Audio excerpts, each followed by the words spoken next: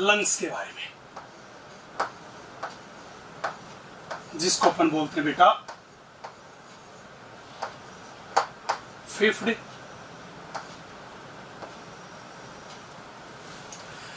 बच्चों, हमको पता है कि मनुष्य में जो फेफड़े होते हैं, उन फेफड़े की उत्पत्ति भ्रूणीय परिवर्तन के दौरान होती है। वो होती है बेटा एंडोडर्म से। किससे होती है? एंडोडर्म से। तो सबसे पहले बात करते हैं अपन यहां पे फेफड़े की उत्पत्ति के बारे में। फेफड़े की उत्पत्ति जो होती है वो होती है बेटा एंडोडर्म से। मेरी बात क्लियर है?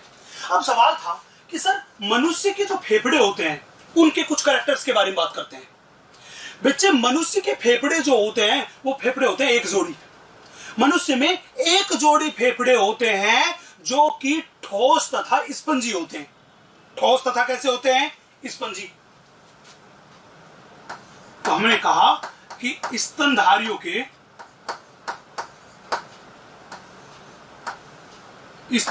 में एक जोड़ी ठोस तथा स्पंजी फेफड़े पाए जाते हैं। अब बच्चे, स्तनधारियों के फेफड़े ठोस तथा स्पंजी है और हम भी स्तनधारी है, तो हमारे भी जो फेफड़े हैं वो एक जोड़ी है, ठोस है तथा स्पंजी है। बच्चे, हमारे फेफड़े में पेशियां उपस्थित नहीं होती। मनुष्य के फेफड़े में, स्तनधारियों के फेफड़े में पेशियां उपस्थित, मसल्स उपस्थित नहीं होती। और जब तक मसल्स उपस्थित नहीं होगी तब तक फेफड़े का आकार हम अपनी मर्जी से छोटा या बड़ा नहीं कर सकते। हाँ कि ना? इसीलिए कहा गया है एनसीईआरटी ने कि हम सीधे फेफड़े का आयतन परिवर्तित नहीं कर सकते, क्योंकि फेफड़े में पेशियां क्या होती है? अनुपस्थित।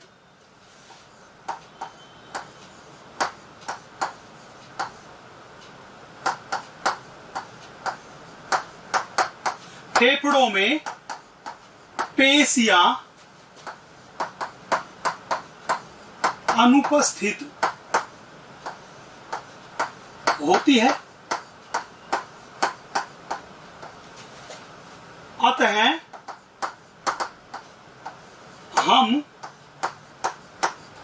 सीधे फेफड़े का आयतन परिवर्तित, फेफड़े का आयतन परिवर्तित नहीं कर सकते।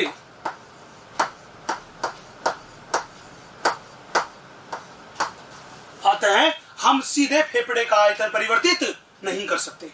अब सवाल था, सर मनुष्य के जो फेफड़े होते हैं वो स्थित कहां होते हैं? बेटा, ये जो पूरा का पूरा पार्ट है ये हमारी देह गुहा है। क्या है? हमारी देह गुहा। इस देह गुहा के बीच में बिल्कुल यहां पे, इस जगह पे, यहां पे एक गुंबदाकार पेशीय संरचना है जिसको बोलते हैं डायफ्राम। और वो डायफ्राम हमारी देह गुहा को दो भागों में विभक्त करता है। ऊपर वाला भाग को बोलते हैं वक्ष गुहा और नीचे वाले भाग को बोलते हैं उदर गुहा। तो हमारे फेफड़े जो होते हैं वो फेफड़े वक्ष गुहा में स्थित होते हैं। कहां स्थित होते हैं? वक्ष गुहा में। हमने कहा कि फेफड़े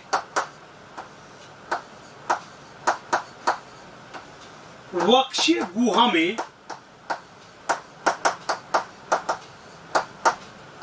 स्थित होते हैं। फेफड़े कहां स्थित है? वक्ष गुहा में। अब सवाल था, सर अभी तक आपने हमें बताया कि मनुष्य के फेफड़े की उत्पत्ति एंडोडर्म से होती है। फेफड़े जो होते हैं वो एक जोड़ी होते हैं, अंदर से सॉलिड होते हैं, ठोस होते हैं, स्पंजी होते हैं और वक्ष गुहा में स्थित होते हैं। तो सबसे पहले ये बताइए कि इस वक्ष गुहा क्या होती है और इसका निर्माण कैसे होता है? बेटा, मैंने अभी आपको बताया वक्ष गुहा के बारे में। चलिए हम यहां पे बात सबसे पहले करते हैं इस वक्ष गुहा के बारे में।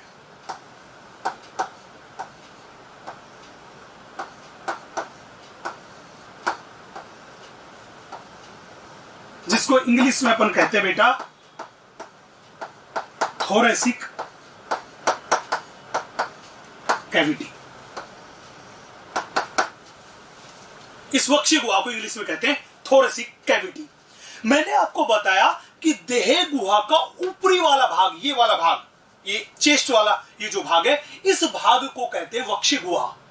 अगर संरचनात्मक रूप से हम देखें तो संरचनात्मक रूप से ये वक्षीय गुहा जो होती है ये वायुरोधी होती है।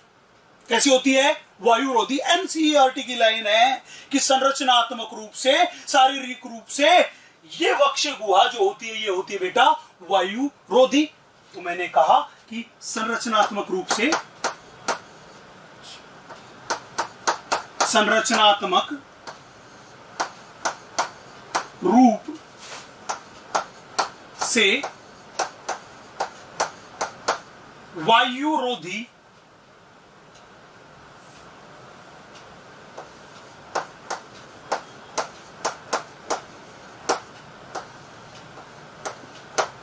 होती है। संरचनात्मक रूप से कैसी होती है? वायुरोधी। अब सवाल था सर ये जो मेरे पास वक्षीय गुहा है, इस वक्षीय गुहा का निर्माण कैसे हुआ? कौन कौन सी संरचना है जो वक्षीय गुहा का निर्माण करती है? चलिए बेटा, मैं वक्षीय गुहा को दर्शाने के लिए किसी भी आदमी का ये लैटरल व्यू, शरीर की पार्श्व सतह को दिखा रहा हूं, प्लीज देखिएगा। बेटा हमको पता है कि आगे वाली सतह को अपन बोलते हैं अधर सतह और पीछे वाली सतह को अपन बोलते हैं पृष्ठ सतह। मैंने मान लिया कि अपने पास ये जो भाग है, इस भाग को मैंने कहा कि ये जो भाग है मेरे पास, इस भाग को मैंने कहा ये मेरे पास है पृष्ठ सतह। चले, आगे वाली सतह है, उस आगे वाली सतह को अपन कहते हैं बेटा अधर सतह।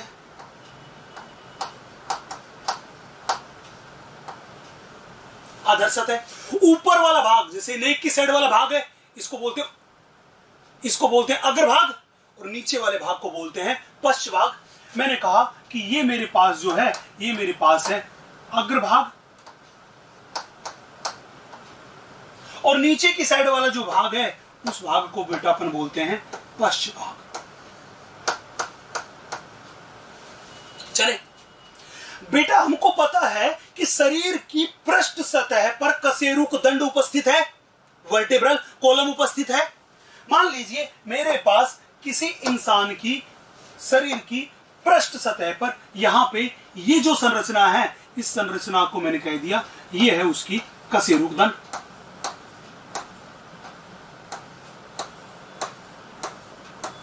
ये मेरे पास संरचना है, ये किसी इंसान की कशेरुक दंड है। ये लीजिए, हमने कहा ये जो संरचना है मेरे पास, ये मेरे पास है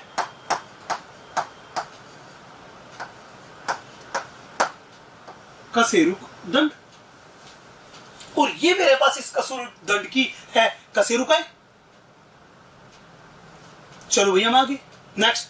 हमको पता है शरीर की अधर सतह पर बिल्कुल ये जो मेरे बटन लगे हुए इस जगह पर एक हड्डी प्रेजेंट है जिसको बोलते हैं उरोअस्थि, या मैं कहूं स्टर्नम।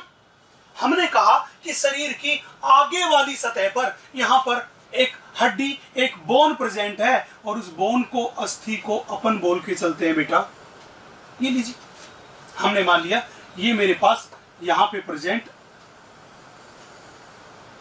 वो अस्थि है, और इस अस्थि को ही हमने कह दिया उरोअस्थि।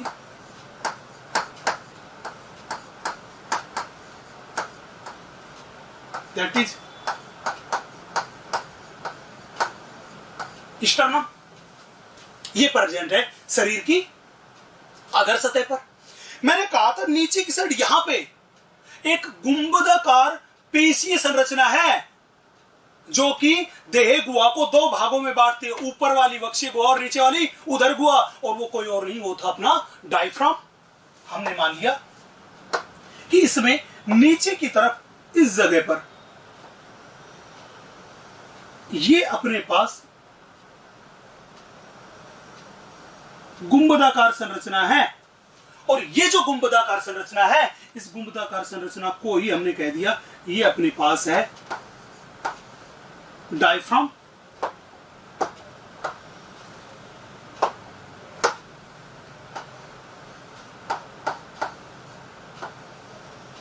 ये गुंबदाकार संरचना है, ये अपने पास है डायफ्राम। डायफ्राम कौन से भाग में? पश्च भाग में।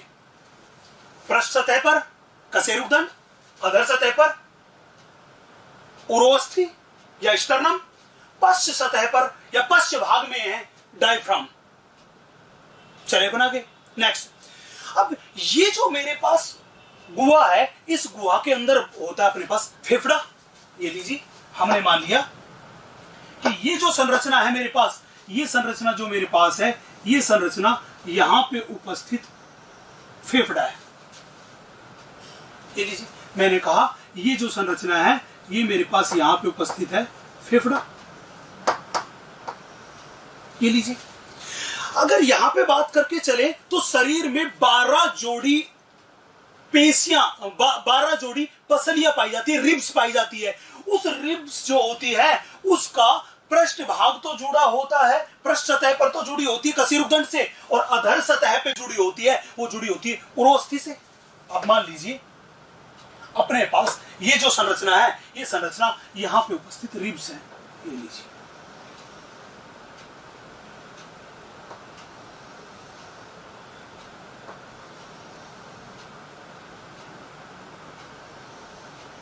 हमने कहा ये ग्रीन कलर की जो संरचना दिखाई है, ये ग्रीन वाली संरचना कुछ और नहीं, ये मेरे पास है पसलियां, जिनको अपन क्या बोलते हैं बेटा इंग्लिश में? रिब्स। ध्यान रखना, कशेरुकदंड कौन सी सतह पे? पृष्ठ सतह पे। उरोस्थि कौन सी सतह पे? अधर सतह पे।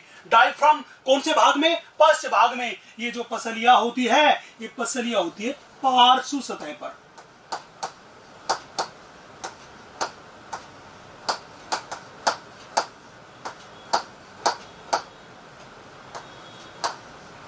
कौन सी सतह पर उपस्थित होती है? ये उपस्थित होती है बेटा पार्श्व सतह पर उपस्थित होती है।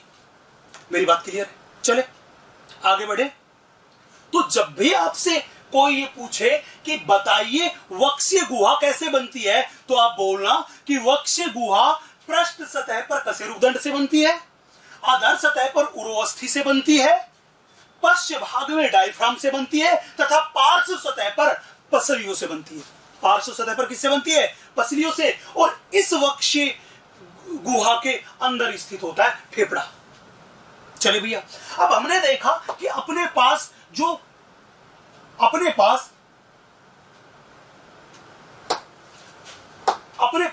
ये पसलियां थी, ये पसलियां होती है टोटल मिला के 12 जोड़ी, मतलब 24 पसलियां होती है। अगर यहां पे इस डायग्राम में मैं इन दो समीपवर्ती पसलियों को देखूं, तो मैंने बोला कि ये दो मेरे पास यहां पे समीपवर्ती पसलियां हैं। अगर इन दो समीपवर्ती पसलियों को देखूं, तो हमने देखा कि इन समीपवर्ती पसलियों के बीच कुछ खाली जगह उपस्थित है। यहां पर है, यहां देख लो समीपवर्ती पसलियां।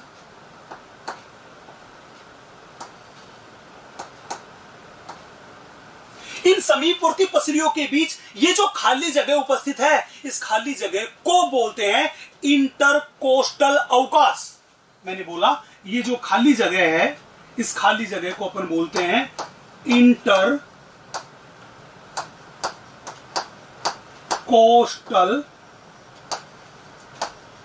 अवकाश।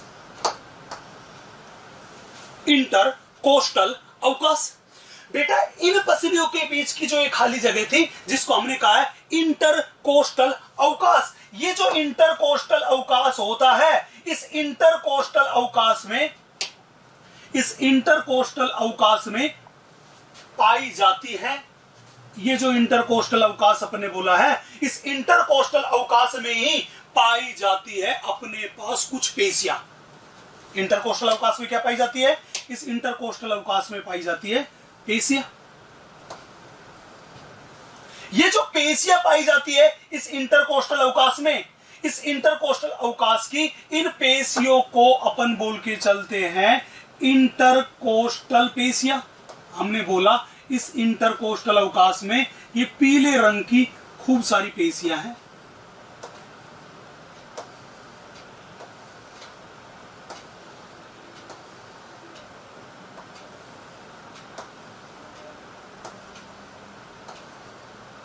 ये लीजिए, ये पीले रंग की मैंने पेशियां बनाई है जो दो पसलियों के बीच के इंटरकोस्टल अवकाश में पाई जाती है, इसलिए इन पेशियों को बेटा हम बोलते हैं इंटरकोस्टल पेशियां।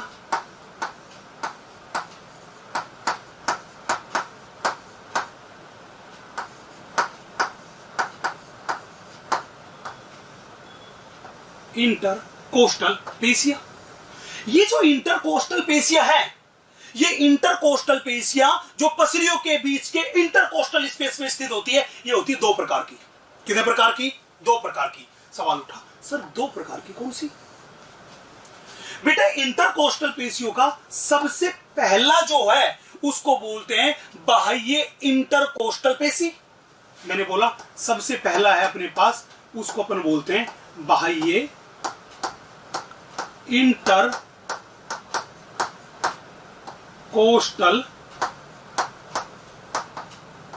पेशी। शॉर्ट में इसको अपन बोलते हैं बेटा EICM।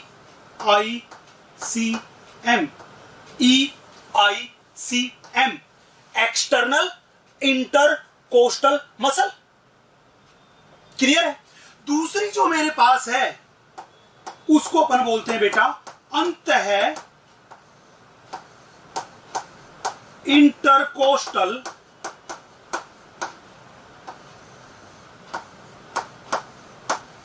पेशी।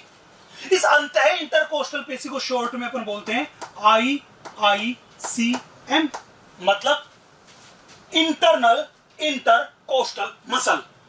अब ये EICM बाह्य इंटरकोस्टल जो पेशी थी, ये इंटरकोस्टल पेशी जो होती है ये अंतः श्वसन में हेल्प करती है, सहायता करती है। जब ये अंतः श्वसन में सहायता करती है, इसीलिए इसको हम बोलते हैं अंतः श्वसन पेशी। ये मेरे पास कैसी है? ये अपने पास है अंतः श्वसन पेशी। जबकि अंतः इंटरकोस्टल पेशी जो होती है, ये बलपूर्वक संवातन के समय बलपूर्वक हवा को फेफड़े से बाहर छोड़ने के लिए जिम्मेदार है, और फेफड़े से कार्बन डाइऑक्साइड युक्त हवा को बाहर छोड़ने को बोलते हैं निःश्वसन। तो इसीलिए इसको बोलते हैं निःश्वसन मसल।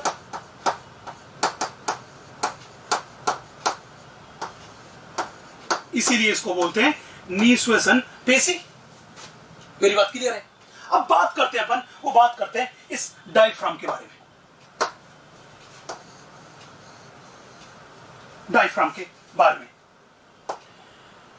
बेटा मैंने आपसे कहा था कि डायफ्राम जो होता है वो वक्ष गुहा का निर्माण करता है। वो निर्माण करता है पश्च भाग से। कौन से भाग से करता है? पश्च भाग से। ये डायफ्राम जो होता है, ये डायफ्राम है, ये डायफ्राम स्तनधारियों का लक्षण है। स्तनधारियों के अलावा कुछ एक सरीसृप जैसे क्रोकोडाइल, मगरमच्छ जो होता है, घड़ियाल जो होता है, उनमें भी ये देखा गया है। मेरी बात क्लियर है? ये डायफ्राम जो होता है, इस डायफ्राम की संरचना जो होती है वो होती है गुंबदाकार। कब? विश्राम अवस्था में। तो ये डायफ्राम कैसा होता है? मैंने कहा ये मेरे पास है, ये अपने पास है गुंबदाकार।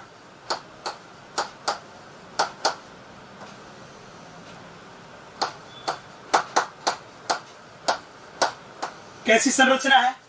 गुंबदाकार संरचना है। कब? विश्राम अवस्था में। मैंने कहा किस स्टेज में? रेस्ट के टाइम में। रेस्टिंग स्टेज में कैसा दिखाई देता है? गुंबदाकार दिखाई देता है। ये जो डायफ्राम है, ये डायफ्राम एक पेशी संरचना है, और इसकी जो पेशी है उसको बोलते हैं फेरेनिक मसल। क्या बोला जाता है? Phrenic muscle. तो मैंने कहा कि यहां पे कंकालीय पेशी उपस्थित होती है।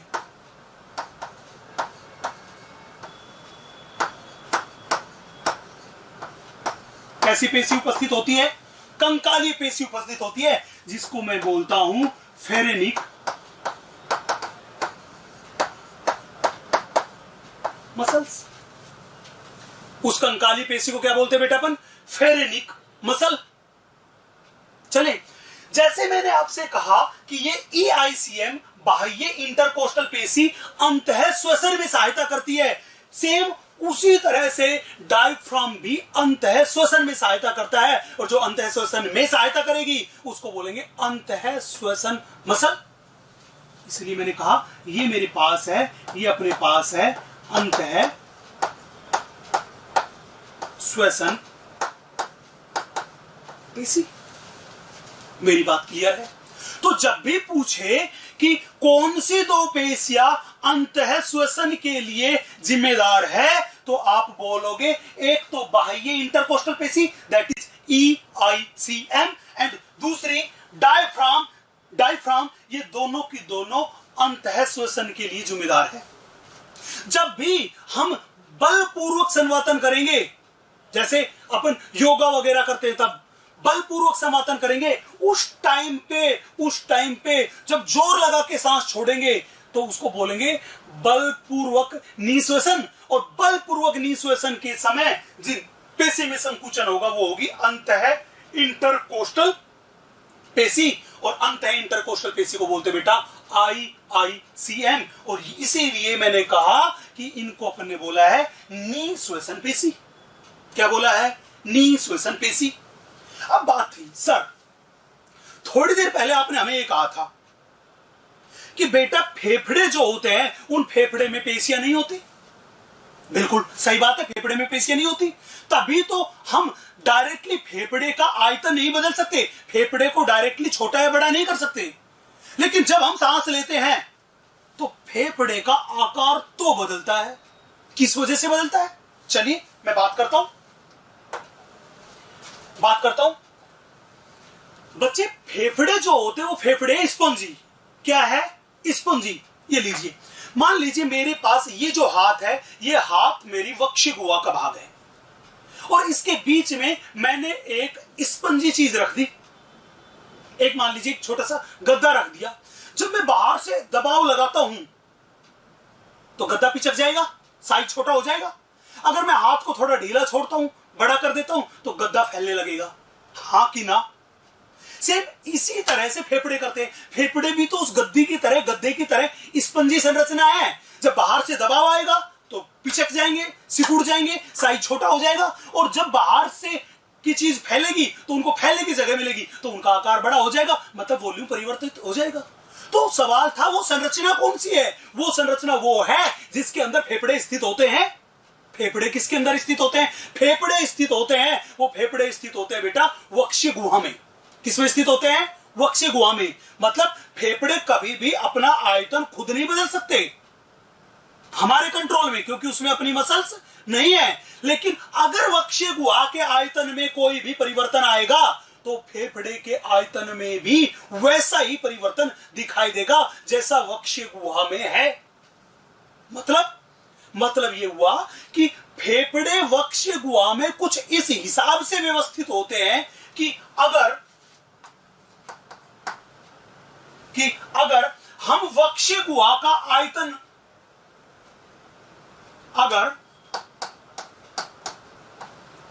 वक्ष गुहा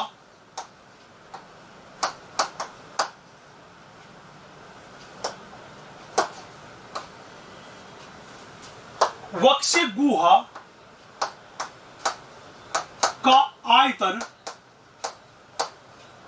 अगर हम वक्ष गुहा का आयतन बेटा क्या करेंगे? इंक्रीज करेंगे, बढ़ाएंगे। अगर वक्ष गुहा का आयतन बढ़ाएगा, वक्ष गुहा बड़ी होगी, तो फेफड़े भी क्या होंगे? बड़े। फैलने की जगह मिल गई तो फैलेंगे। तो ध्यान रखना फेफड़े का आयतन भी क्या होगा?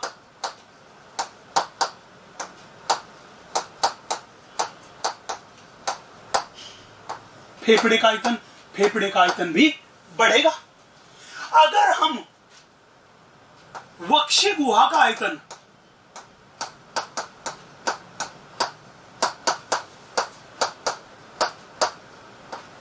कम कर दे, मान लीजिए हम वक्ष गुहा का आयतन कम कर दे, जोर लगा के बाहर सांस छोड़ते हैं, चेस्ट वाला पार्ट अंदर की तरफ दबता है, कम कर देगा तो क्या होगा?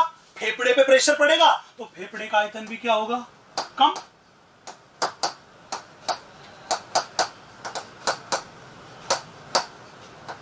फेफड़े का आयतन भी क्या होगा? कम। तो कहने का मतलब कि फेफड़े की वक्ष गुहा में व्यवस्था कुछ ऐसी है कि अगर वक्शीय गुहा का आयतन बढ़ेगा तो फेफड़े का आयतन बढ़ेगा, अगर वक्शीय गुहा का आयतन घटेगा तो फेफड़े का आयतन घटेगा। मतलब ये हुआ कि जैसा परिवर्तन वक्शीय गुहा में आएगा सेम वैसा ही परिवर्तन किसमें दिखाई देगा, फेफड़े में दिखाई देगा।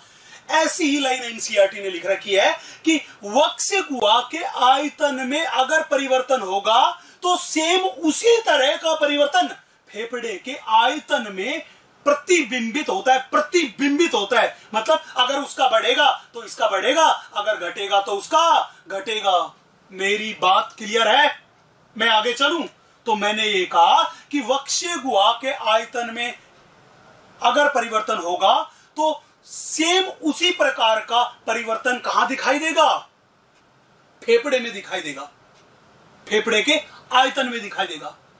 मेरी बात क्लियर है? तो कहने का मतलब यह हुआ कि वक्शीय गुहा के आयतन में अगर कोई परिवर्तन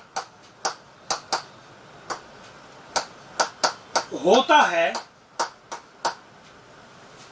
तो यह फेफड़े के आयतन में प्रतिबिंबित होता है।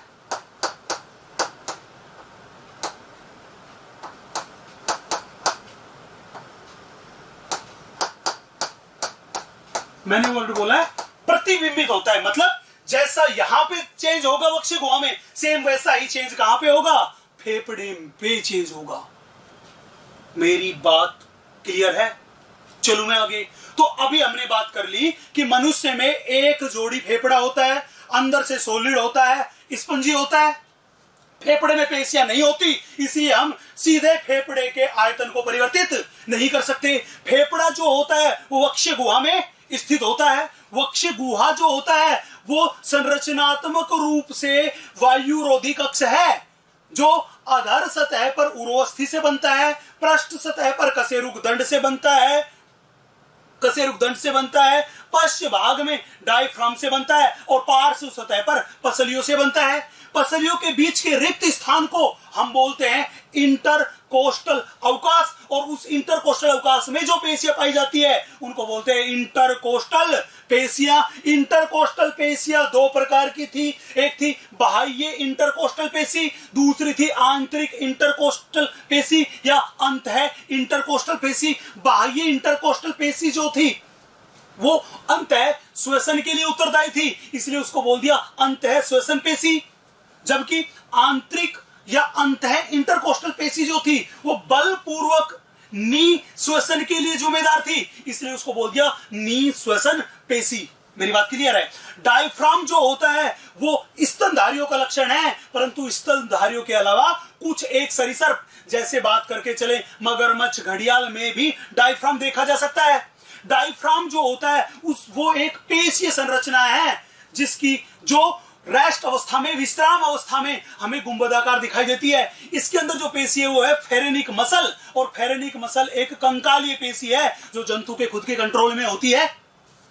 चले, डायफ्राम भी अंतः श्वसन के लिए उत्तरदायी है, इसलिए एक अंतः श्वसन पेशी है। यहां तक की बात में बेटा मेरे हिसाब से आपको कोई दिक्कत नहीं होगी। चले, अब हमें जो बात करनी है वो बात करनी है आगे फेफड़े के बारे में, कि वक्शीय गुहा के अंदर फेफड़ा तो है, ये बात अपन ने डिस्कस कर ली, लेकिन अगर वक्शीय गुहा से बाहर हम फेफड़े को निकाल के लाएं तो वो फेफड़ा हमें कैसा दिखाई देता है, उसके ऊपर कौन कौन से आवरण हैं। मेरी बात क्लियर है? इन सारी चीजों के बारे में बात करते हैं, प्लीज देखिएगा बोर्ड पे।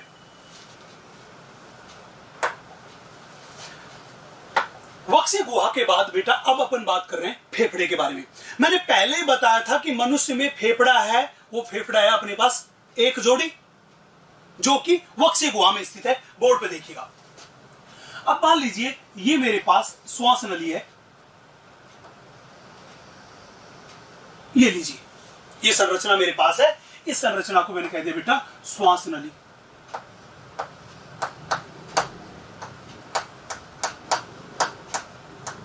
ये मेरे पास श्वास नली है।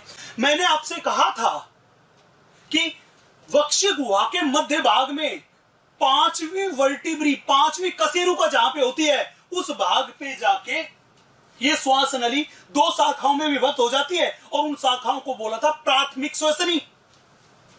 लीजिए, हमने कहा कि यहां पे आके ये दो भागों में विभक्त हो गई।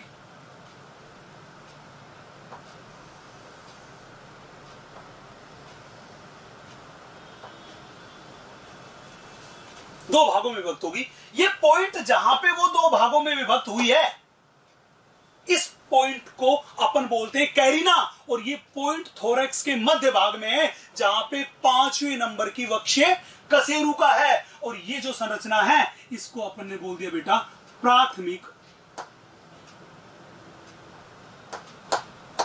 श्वसनी। इसको अपन ने कह दिया प्राथमिक श्वसनी। और ये जो पॉइंट है, ये पॉइंट कौन सा है? जहां पे 5वें नंबर की वर्टिब्री प्रेजेंट है, दैट इज T5 वाला पॉइंट। मेरी बात क्लियर है? मैंने थोड़ी देर पहले आप लोगों के सामने डिस्कस किया था। क्या किया था? डिस्कस ये किया था कि प्राथमिक श्वसनी वो संरचना है जो सबसे पहले फेफड़े में प्रवेश करती है। तो फेफड़े की शुरुआत किससे हुई? फेफड़े की शुरुआत प्राथमिक श्वसनी से हुई। उससे पहले का भाग फेफड़े के निर्माण में भाग नहीं लेता। तो ये वाला जो भाग था, ये वाला भाग गया अपने दाएं वाले फेफड़े में, और ये वाली प्राथमिक श्वसनी थी, ये गई बाएं वाले फेफड़े में। चलिए बात कर लेते हैं। हमने कह दिया ये जो संरचना है मेरे पास, ये अपने पास दायां फेफड़ा है, और ये वाली जो संरचना है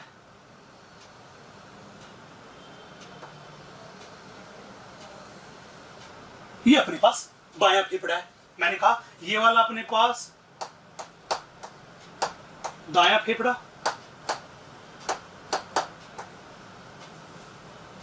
ये वाला अपने पास बायां फेफड़ा। चलो भैया आगे। बेटा ये अपने पास दायां फेफड़ा था, ये अपने पास बायां फेफड़ा है, और आपको साइज देख के ही दिखाई दे रहा है कि दाएं फेफड़े का आकार बाएं फेफड़े की तुलना में होता है, वो बड़ा होता है।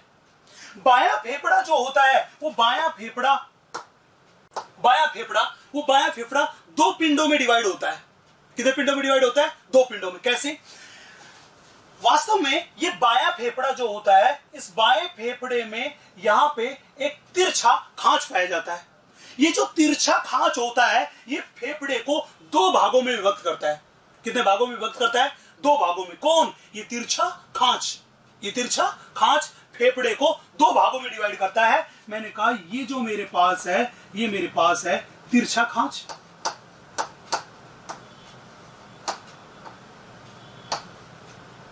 तिरछा खांच। मेरी बात क्लियर? लीजिए,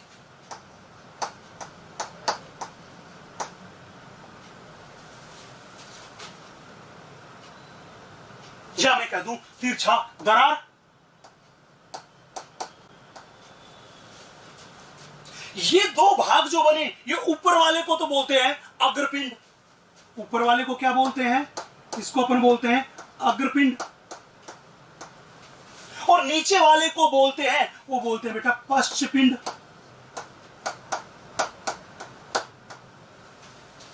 पश्चपिंड। सिर्फ इसी तरह दायां फेफड़ा जो होता है वो तीन पिंडों में डिवाइड होता है, और इसमें दो तरह के खांच होते हैं। एक तो तिरछा खांच, ये लीजिए। एक तो ये तिरछा खांच, ये लीजिए।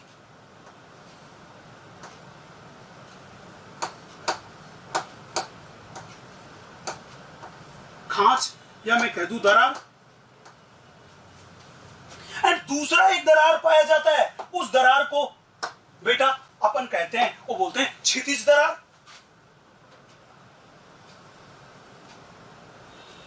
ग्रीन वाला, ये ग्रीन वाला जो दरार है, इसको अपन बोल देते हैं क्षैतिज दरार।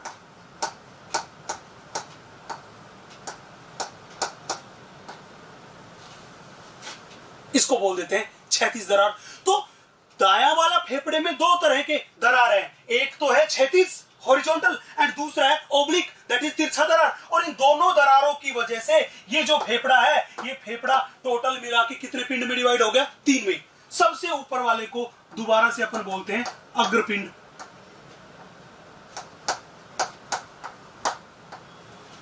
मध्य वाले को बोल देते हैं बच्चे मध्यपिंड, और सबसे नीचे वाले को अपन कह देते हैं पश्चपिंड।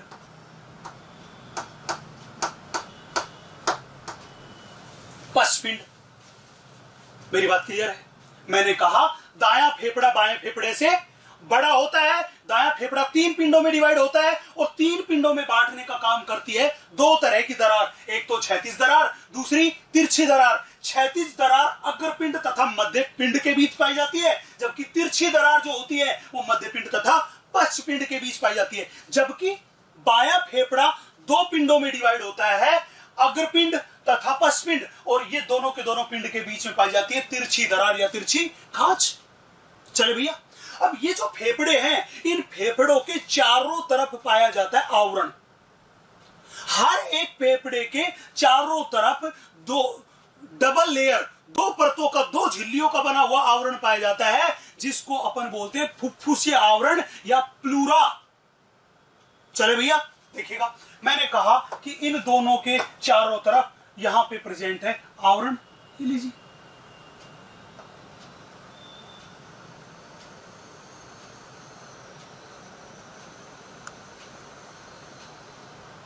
ये लीजिए, यहां पे फेफड़े के चारों तरफ ये रहा बेटा आवरण।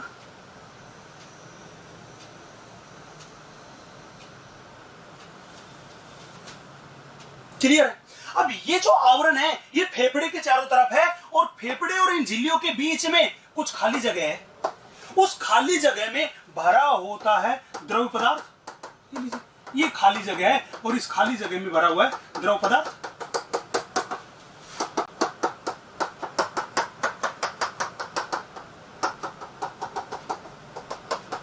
ये जो द्रव पदार्थ भरा होता है, इसको अपन बोलते हैं फुफ्फुसीय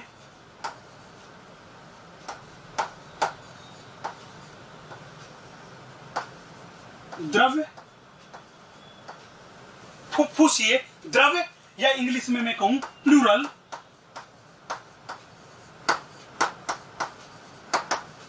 फ्लूइड, प्लूरल फ्लूइड। और ये जो गुहा है जो इन दोनों के बीच पाई जाती है, ये जो गुहा है जो इन दोनों के बीच पाई जाती है, इस गुहा को अपन बोलते हैं फुफ्फुसीय गुहा या प्लूरल कैविटी। इस गुहा को अपन बोलते हैं बेटा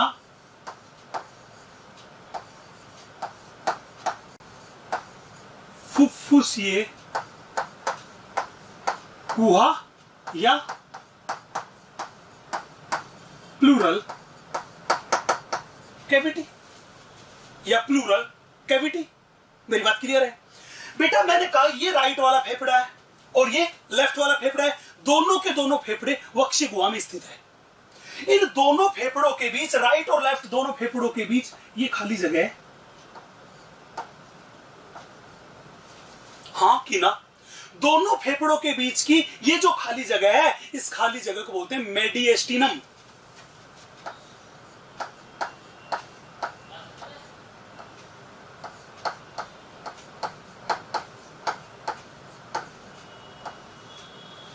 खाली जगह को बोलते हैं मेडिएस्टिनम। ये खाली जगह वो भाग है, इस खाली जगह वो भाग है जिसमें हृदय स्थित होता है। थाइमस ग्लैंड भी इसी भाग में स्थित होती है। पश्च महाशिरा भी इसी भाग से होकर गुजरती है। महाधमनी भी इसी भाग से होकर गुजरती है। हमारा ईसोफेगस जब नीचे उधर गुहा में आता है, वो भी इसी भाग से होकर आता है। मेरी बात क्लियर है? तो मैंने कहा हृदय जो होता है वो हृदय भी इसी भाग में स्थित होता है, और हृदय जो होता है वो लगभग इस जगह पे स्थित है। ये लीजिए, हमने मान लिया कि यहां पे ये जो जगह है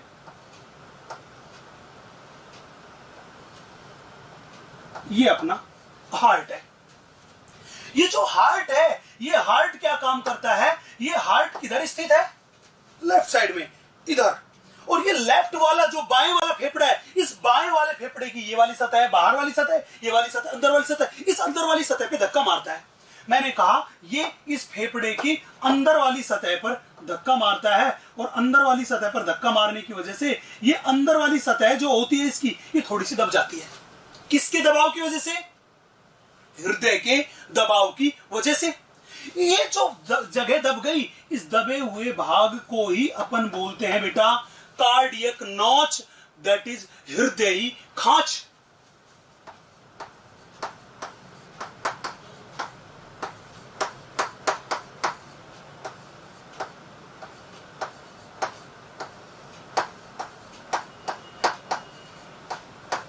कार्डियक नोच या हृदय खांच। सवाल पूछेगा, बताओ हृदय कहां स्थित होता है, दोनों फेफड़ों के बीच की जगह मेडियस्टिनम में स्थित होता है। हृदय की वजह, दबाव की वजह से जो खांच बनी वो कौन से फेफड़े पे बनी, बाएं फेफड़े पे, बाहर वाली सतह पे कि अंदर वाली पे, अंदर वाली सतह पे बनी, और उस खांच को क्या बोलते हैं, कार्डियक नोच बोलते हैं। क्या बोलते हैं बेटा, कार्डियक नोच बोलते हैं। अब था सर, अगर ये जो अपने पास फेफड़ा था, इस फेफड़े वाली संरचना को अपन एक फेफड़े को मान लीजिए यहां से बाहर निकाल के, थोरैक्स वाले पार्ट में ये फेफड़ा है, इस फेफड़े को, एक फेफड़े को अगर अपन थोड़ा सा बाहर निकाल के डिटेल में पढ़े तो वो हमें कैसा दिखाई देगा। चलिए बच्चे बात करते हैं। बेटा मैंने अभी आप लोगों को बताया कि फेफड़े के चारों तरफ प्रत्येक फेफड़ा जो होता है वो झिल्ली के दोहरे आवरण से आवृत होता है, और उस दोहरे आवरण को बोलते हैं फुफ्फुसीय आवरण या प्लूरा। चले, तो मैंने कहा यहां पे आपसे कि प्रत्येक फेफड़ा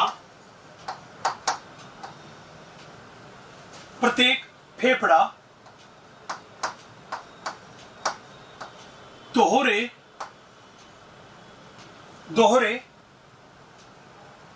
परतों वाले, प्रत्येक फेफड़ा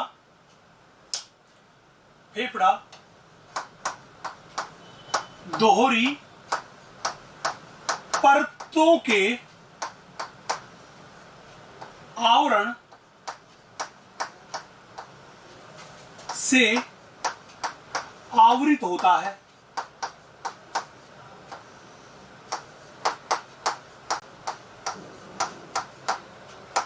जिसे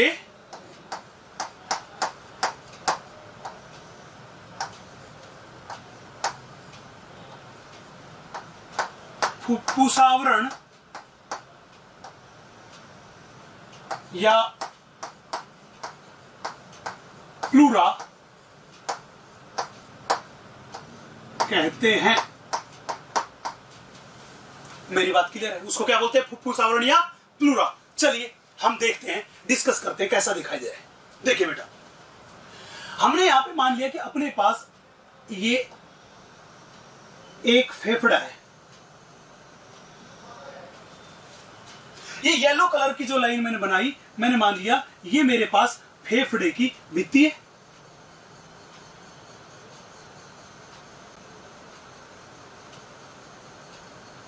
ये लीजिए, ये मेरे पास फेफड़े की भित्ति है। चले, ये मेरे पास एक फेफड़ा। चलो भैया आगे, ये मेरे पास फेफड़ा और ये फेफड़े की भित्ति है। मैंने कहा था फेफड़ा जो होता है वो वक्षीय गुहा में स्थित होता है। जब वक्षीय गुहा में स्थित होगा तो मैंने मान लिया कि मेरे पास ये जो संरचना है,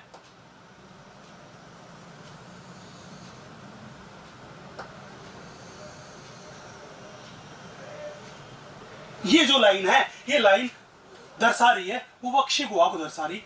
ये लीजिए, मान लीजिए ये व्हाइट वाली लाइन है, ये मेरे पास वक्षीय गुहा है जिसके अंदर फेफड़ा स्थित होता है।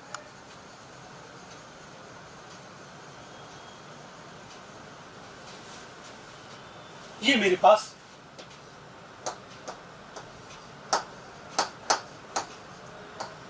वक्षीय कक्ष या मैं कह दूं पसलियां।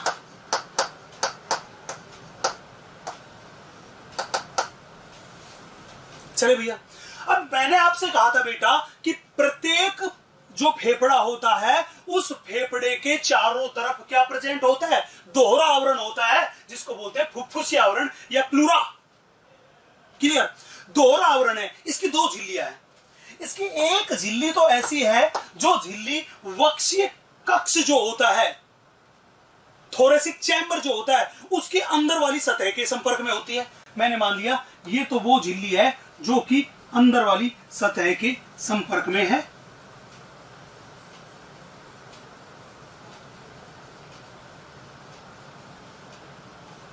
नीले वाली झिल्ली वो है जो अंदर वाली सतह के संपर्क में है, इसको बाहरी झिल्ली बोलते हैं।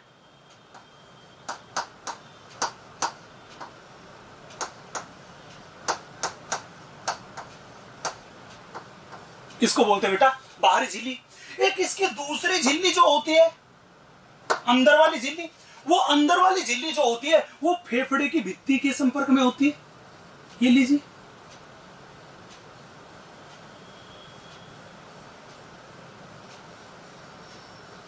ये लीजिए। आंतरिक झिल्ली जो होती है वो फेफड़े की भित्ति के संपर्क में होती है, इसको अपन बोल रहे हैं आंतरिक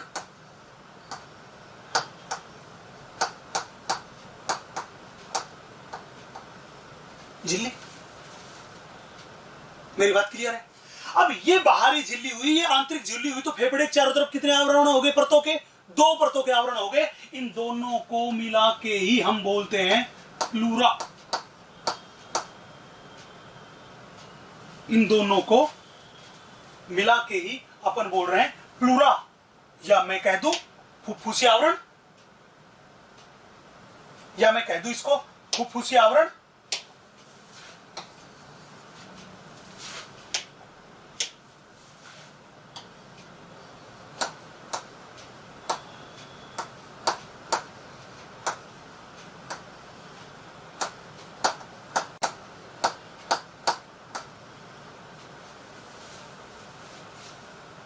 जिसको अपन ने कह दिया प्लूरा।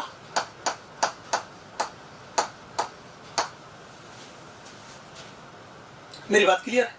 देखिएगा, अब मैंने आपको पिछले डायग्राम में, इस डायग्राम में आपको बताया था कि इसकी चारों तरफ ये खाली जगह है, ये खाली जगह जिसको मैंने क्या बोला था, फुफ्फुसी गुहा या प्लूरल कैविटी।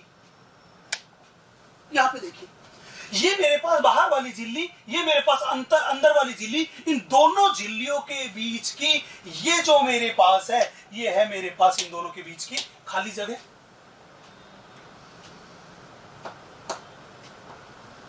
यस कि नो? ये जो बेटा खाली जगह है इसी को बोलते हैं फुफ्फुसी गुहा।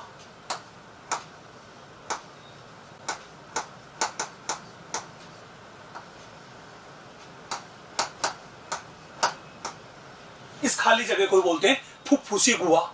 अब इस फुफ्फुसी गुहा की ये बाहरी झिल्ली तथा आंतरिक झिल्ली जो होती है, ये दोनों की दोनों झिल्ली कुछ द्रव्य पदार्थ स्रावित करती है और उसको स्रावित करके किस में छोड़ देती है? इस फुफ्फुसी गुहा में छोड़ देती है। तो कहने का मतलब कि ये फुफ्फुसी गुहा जो होती है इसके अंदर कुछ द्रव्य पदार्थ भरा होता है। मैंने मान लिया फुफ्फुसी गुहा के अंदर भरा हुआ ये मेरे पास द्रव्य पदार्थ है।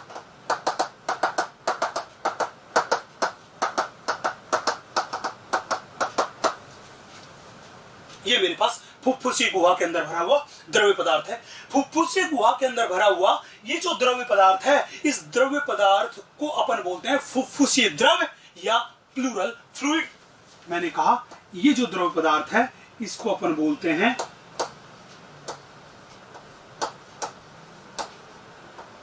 फुफ्फुसी द्रव्य, या मैं कहूं प्लूरल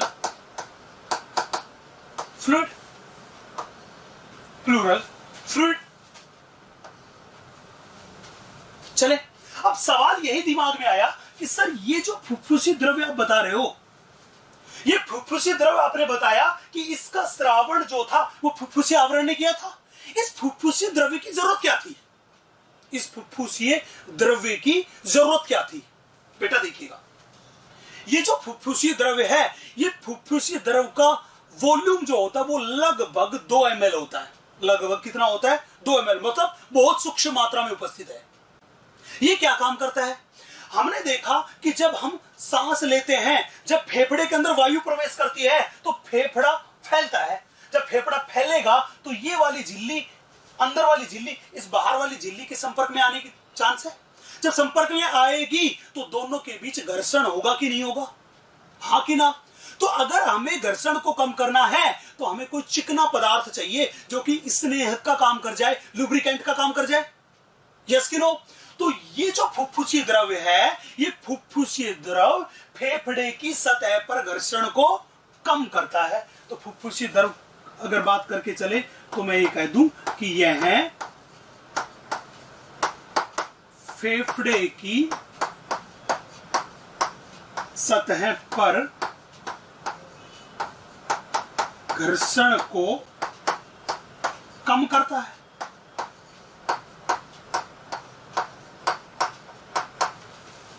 चले, पहली बात। दूसरी बात, अगर ये दोनों की दोनों झिल्ली एक दूसरे से चिपकी हुई होती, इनके बीच ये खाली जगह नहीं होती, ये द्रव्य नहीं भरा होता, तो क्या फेफड़े को फैलने की जगह मिल पाती?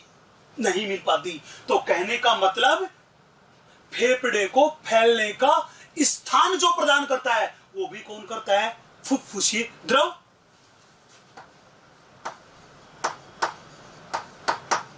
फेफड़े को फैलने की जगह प्रदान करता है।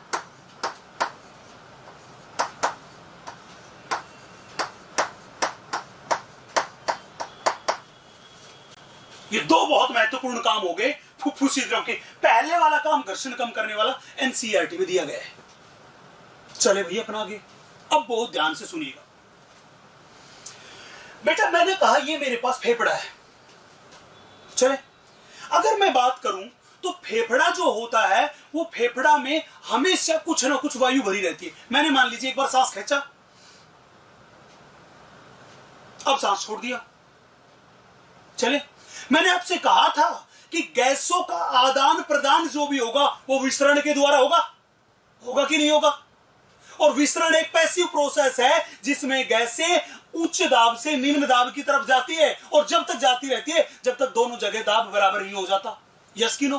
तो जब मैंने गैस फेफड़े से छोड़ दी तो मेरे फेफड़ों से गैस कब तक बाहर निकलती रहेगी? जब तक फेफड़े के अंदर का वायु का दाब वातावरण की वायु के दाब के बराबर नहीं हो जाता। और वातावरण की वायु का दाब कितना है? 1 एटमॉस्फेयर, दैट इज 760 mmHg। हाँ कि ना? तो मैंने एक्सपायरेशन कर दिया। उस एक्सपायरेशन के बाद मेरे फेफड़े की वायु का दाब किसके वायु के दाब के बराबर होगा? वातावरण की वायु के दाब के बराबर होगा। हाँ कि ना? तो कहने का मतलब कि एक्सपायरेशन करने के बाद फेफड़े में जो वायु बची हुई है वो वायु की वजह से फेफड़े में एक दाब उत्पन्न होता है जिसको कहते हैं अंतरा फुफ्फुसीय दाब। अंतरा फुफ्फुसीय दाब बहुत इंपॉर्टेंट बात है। मैंने बोला उसको अपन बोलते हैं अंतरा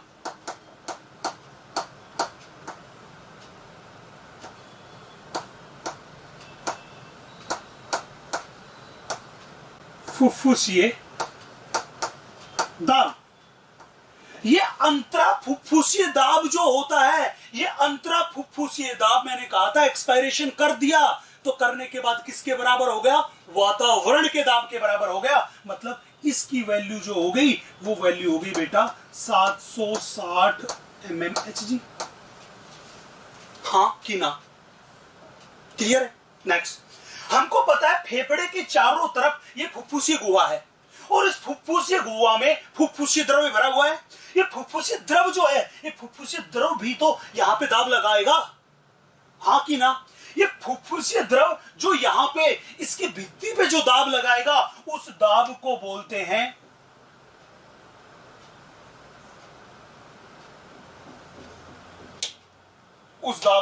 हम बोलते हैं अंतरा प्लूरल दाब। उसको अपन बोलते हैं बेटा अंतरा प्लूरल दाब। ये अंतरा प्लूरल दाब जो होता है, जब यहां पे दाब मतलब एक्सपायरेशन के बाद जब दाब यहां पे 760 mmHg होता है, उस टाइम पे इस अंतरा प्लूरल दाब की वैल्यू जो होती है वो होती है 756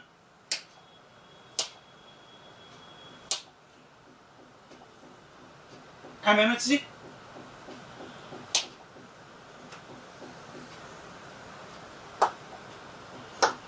कितनी होती है? 756 mmHg। मतलब तो ये निकला कि इस अवस्था में अंतरा फुफ्फुसीय दाब वातावरण के दाब के बराबर होता है, दैट इज 760 mmHg होता है। उस टाइम पे अंतरा प्लूरल दाब जो होता है वो 756 mmHg होता है। मतलब फेफड़े के अंदर के दाब से कम की ज्यादा? कम होता है। उससे क्या होता है? कम। तो ध्यान रखना, अंतरा प्लूरल दाब हमेशा अंतरा फुफ्फुसीय दाब से क्या होता है? कम होता है। और मैंने कहा, मैं कह दूं कि अंतरा प्लूरल दाब वातावरण के दाब दैट इज 760 mmHg से भी हमेशा क्या होता है? कम होता है। मेरी बात क्लियर है? चले, अब ये जो भाग होता है, इस भाग में जो दाब होता है वो दाब वायु की वजह से नहीं होता। वो दाब किसकी वजह से होता है? फुफ्फुसीय द्रव्य की वजह से होता है। जब मैंने आपको बताया था थोड़ी देर पहले वक्सीय गुहा, तो मैंने कहा था कि एनसीईआरटी ने एक लाइन लिख रखी है, लाइन ये लिख रखी है कि वक्सीय गुहा जो होती है वो वक्सीय गुहा एक वायु रोधी कक्ष है, एयर टाइट चेंबर है। क्यों कह रखा था? क्योंकि मैंने बोला, देखिए व्हाइट वाली लाइन वक्ष को दर्शा रही है, हाँ कि ना? ये वक्ष है और ये फेफड़ा है। इन वक्ष और फेफड़े के बीच में ये जो है ये है फुफ्फुसीय गुहा, और फुफ्फुसीय गुहा में फुफ्फुसीय द्रव्य भरा होता है। उसमें कभी भी वायु उपस्थित नहीं होती, वायु उपस्थित नहीं होती। इसीलिए मैंने बोला कि वक्सीय गुहा एक वायुरोधी कक्ष है। चले, और ये जो फुफ्फुसीय गुहा है, इस फुफ्फुसीय गुहा का दाब सदैव फेफड़े के अंदर के दाब से कम होता है। कम होने का फायदा, अगर यहां पे दाब फेफड़े के दाब से ज्यादा होता तो फेफड़े पिचक जाते। फेफड़े क्या हो जाते? पिचक जाते। तो अगर फेफड़े पिचक जाते तो फिर हम रेस्पायरेशन नहीं कर पाते। तो एक बहुत फेमस सवाल यहां पे पूछा जाता है कि अगर मैं किसी आदमी की वक्सीय गुहा में छेद कर दूं या उसे पंचर कर दूं, तो जब वक्सीय गुहा को पंचर कर दूंगा तो क्या होगा? अगर मैं एक चाकू लूं और चाकू यहां पे मार दूं वक्स वाले पार्ट में, वक्स वाले भाग में चाकू मार के और मैंने छेद कर दिया, तो वातावरण से वायु जो थी वो किस में चली गई? इस फुफ्फुसीय गुहा में। फुफ्फुसीय गुहा में जब बाहर से वायु चली गई तो फुफ्फुसीय द्रव्य की वजह से दाब था 756। जब बाहर से वायु चली गई तो दाब बढ़ेगा कि घटेगा? दाब बढ़ेगा, और ये दाब बढ़ जाएगा। और इस ज्यादा दाब की वजह से फेफड़ों पे दबाव पड़ेगा बाहर से। जब फेफड़ों पे ज्यादा दाब बाहर से पड़ेगा तो फेफड़े पिचक जाएंगे। जब फेफड़े पिचक गए तो आदमी श्वसन नहीं कर पाएगा, और श्वसन नहीं करने की वजह से उस आदमी की मृत्यु हो जाएगी। मेरी बात क्लियर है? चले भैया, तो अभी तक हमने जो बात कर ली है वो बात कर ली है फेफड़े की बाहरी संरचना के बारे में। आगे की बात कि फेफड़ा जो होता है उसकी आंतरिक संरचना कैसी होती है, उसकी संरचनात्मक तथा क्रियात्मक इकाई क्या है। एल्वियोलाई जो होता है, कूपिकाएं जो होती है, उन कूपिकाओं की संरचना कैसी होती है, कूपिकाओं में गैस का विनिमय कैसे होता है, ये सारी की सारी बात अपन करेंगे। वो करेंगे अगले लेक्चर में। ठीक है बेटा, चलिए मिलते हैं फिर अगले लेक्चर में।